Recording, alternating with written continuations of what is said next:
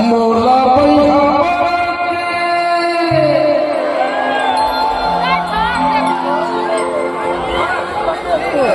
तैं छोड़ दे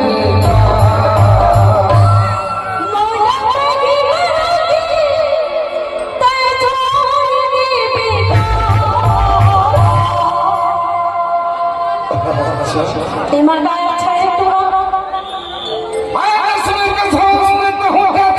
अच्छा अच्छा मैं तो जैसे कि तो हाँ मैं जा रहा था तो सब ना खराबा इधर का भाई माला तेरा फटानी सुन मैं तो चाचा पूरा माया रुपया मांगो थो ना ते तो चवानी में दस अठानी में तो माया कर ले मौला अब ये तो सब वही है चल बताओ मौला भैया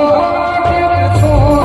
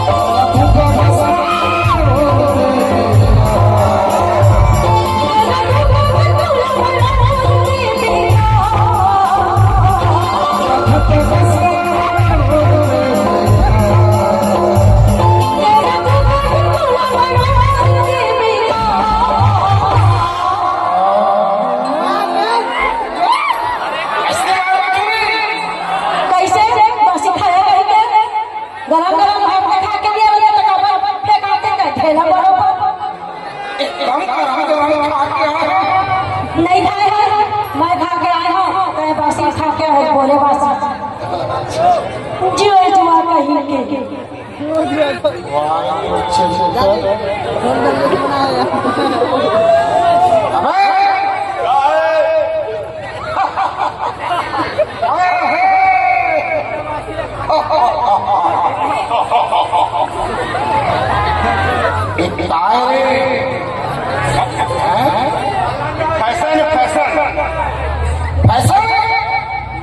अरे 18 साल देख वो बेचारी का साल दाना भैंस पहने अब मैं तो क्या बताऊं ओकर लगे खट्टा दूरिया देखा अब मोर ला तीर ले देखा मोर पूरा ओकरो ला देख के भी लाल तेला ओकरो करबो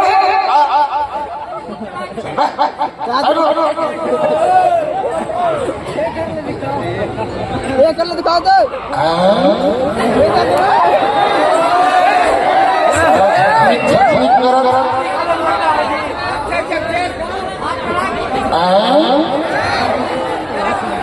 इतनी ठीक हो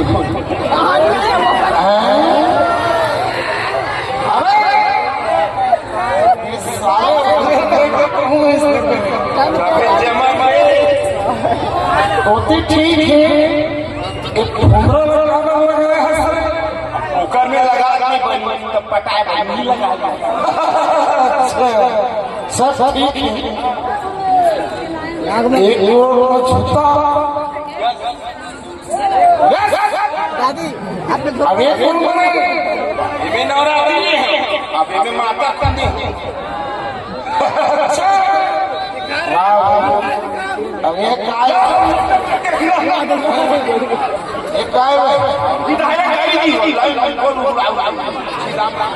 तेरे सारा तो चरित्र मैं बहुत अच्छा तरीका से सारा पीछे गगन में आए हैं मवा का मिली गई इस बदल बांध के धरे चरित्र अबे से वही है